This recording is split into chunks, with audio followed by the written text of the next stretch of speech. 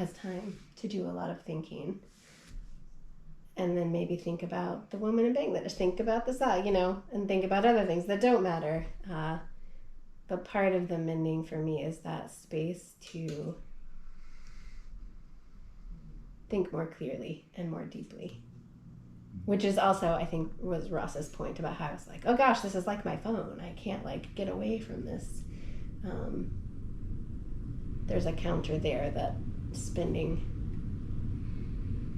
time thinking can get you to places that are more meaningful and where you're participating less in an economy that is ruining the lives of many people that you can be cavalier about as long as you're not thinking about it.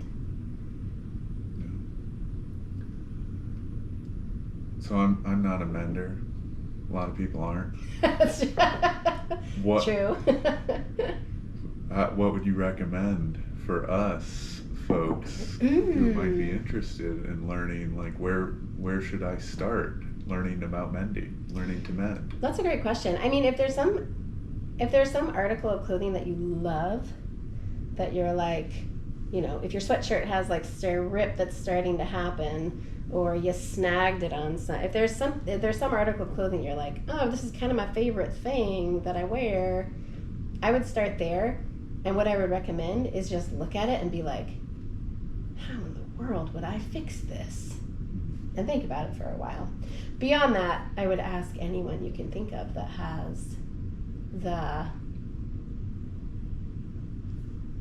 any knowledge that you might look at someone and be like, maybe they have a spare piece of fabric in their home. I wonder why. I'll ask them,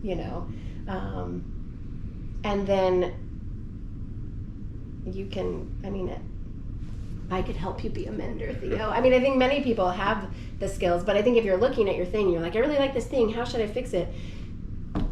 You'll come up with something creative, and you'll do it, and you'll be like, oh, that looks terrible, or like, oh, I didn't do a bad job, and then things can progress from there. My favorite, which I think is how I fell in love with mending, is if you know anyone that has fabric, find a piece of fabric that you think is really beautiful and cut a square out of it and then put it over the hole of whatever, your sweatshirt or your pants or whatever, and think about how beautiful that patch is and how much improved your article of clothing is. That's my top recommendation, because I just think it looks so beautiful to have a little bit of joy mended onto your favorite thing. Well, do you have any other thoughts about mending? I probably do, but none that I can currently think of. But oh gosh, I would love to teach anyone how to mend. It's become this wellspring of I must be doing it in my life. So mending intern at the Bloomington Catholic Worker. Please come. Yes. All right. That would be amazing.